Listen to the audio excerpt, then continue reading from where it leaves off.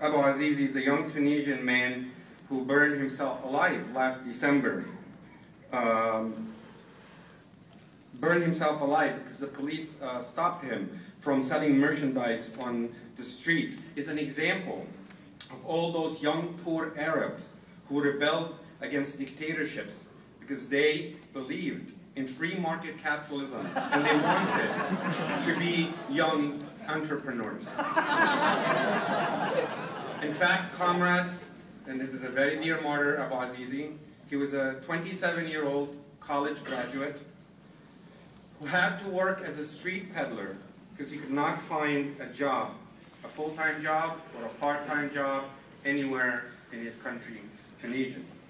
A number of comrades, as Jennifer said, who know that I will be moving to Egypt, soon they keep asking me, so did you find a job, a full-time job in Egypt? Even the one I found actually is not full-time, and there's no pension, but no health care, but they say, did you find a full-time job in Egypt?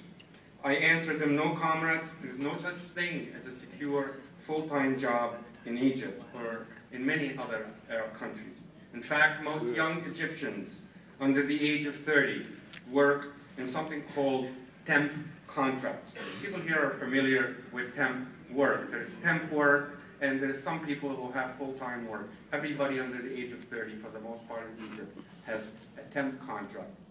A 1-year temp contract, or a 6 months temp contract, or a 3 months temp contract. Every 3 months or every 6 months, they give you a pink slip, and they say, come back tomorrow, we might rehire you. You can imagine the level of humiliation and insecurity that the vast majority of young people who make up the vast majority of the Egyptian population have to go through. Teachers, nurses, printing workers, oil workers, all work as temp workers, and for extremely low wages. At the moment, there is a countrywide rebellion, for example, by substitute teachers and per diem teachers who make up the vast majority of the teachers in Egypt. They're temp and per diem. They want to win full-time jobs. 2 weeks ago, the governor of one of the Delta region states ran over a young 20-something female teacher when she and her co-workers, like many others around the country, tried to surround the governor's vehicle demanding job security. She's in serious critical condition in a hospital to this very moment. Before that, I read in the papers the janitors at the parliament that is no longer in session because Mubarak was toppled and the parliament was dismantled. The janitors of the parliament, I actually read in the papers and I received a YouTube video, have occupied the courtyard of that parliament building for a few days demanding full-time jobs. I thought to myself, for sure, one more case of temp contracts. So I decided actually to go down to the parliament building in Midtown Cairo to interview the janitors. It turned out to actually be worse. They were not temp workers. They said, actually, we wish we had a temp contract. We have been per diems for the last 15 years. And per diem in Egypt has a slightly different meaning even from per diem in this country. Per diem usually means they call you, you come in, you get paid. If they don't call you, you don't come in, you don't get paid. Per diem in Egypt actually means that you're a full-time employee, you're supposed to show up every single day to work, and if you don't show up to work, they dock you 2 days. And these are the janitors who clean the rooms for Mubarak's parliamentarians. And I can go on and on with examples of lack of job security and widespread poverty and on and on. And I give you these examples because the Egyptian revolution and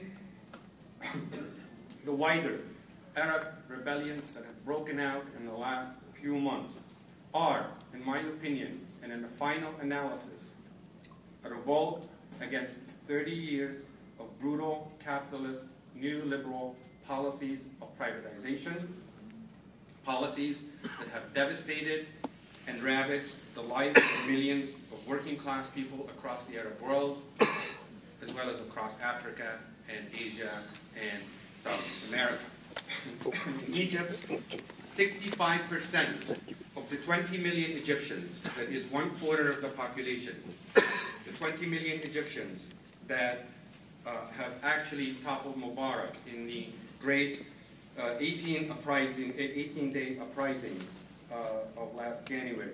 They said that they joined that uprising because they were fed up with conditions of utter economic deprivation and poverty. Only 18% of those who were asked in similar studies said they joined the protest because they wanted a Western-style liberal democracy. The vast majority of the people that you saw in Tahrir were poor, working-class people, poor peasants, housewives, single mothers who have had to deal with 30 years of devastation because of the IMF and the World Bank and all the things that the United States and Mubarak imposed on the Egyptian people. In fact, comrades, people like Mubarak, Gaddafi, Assad, and Ben Ali in Tunisia all used, as we all know, all used extreme measures of political repression, not because they were crazy and, or maniacal, although I think Gaddafi is a little bit off. God knows why he chose to invite the world champion of chess to play with him a game last week in his bunker, but he's a little bit off, but he's not crazy.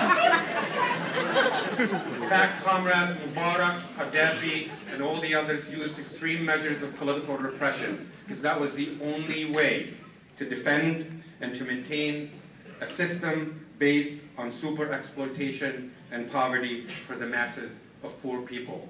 They could not provide poor people with bread, cooking oil. They were always scared of the anger building at the bottom, and that's why you had the torture chambers, that's why you had the political assassinations, that's why you had the crackdown constantly on political freedoms. There's no doubt in my mind that the revolutionary uprisings that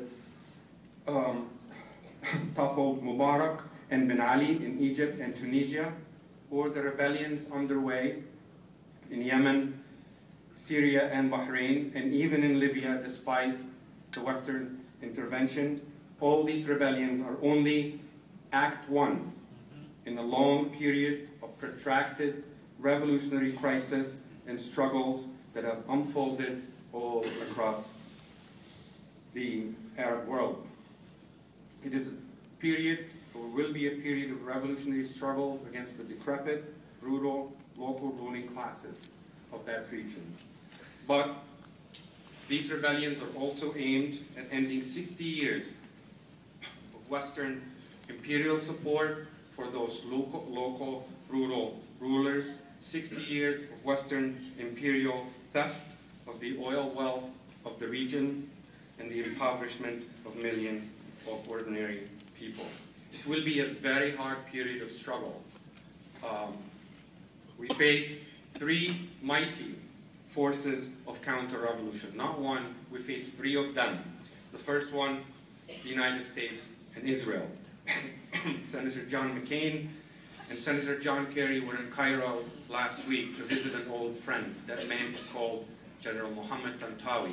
He is the head of the Supreme Council of the Armed Forces, which got rid of Mubarak in order to attempt to save the capitalist system in Egypt. General Tantawi also, I say he's an old friend, we finished in a minute, was the head of the Egyptian army that participated alongside the United States in the devastating war on Iraq back in 1991. He's a dear old friend.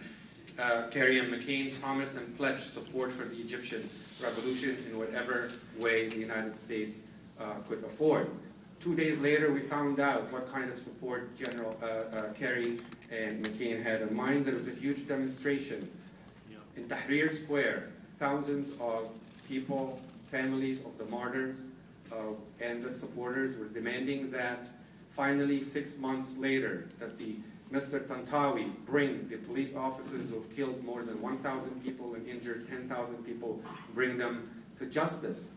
The riot police, for the very, very first time since January, used tear gas canisters on the protesters. The protesters have been absolutely experienced in all kinds of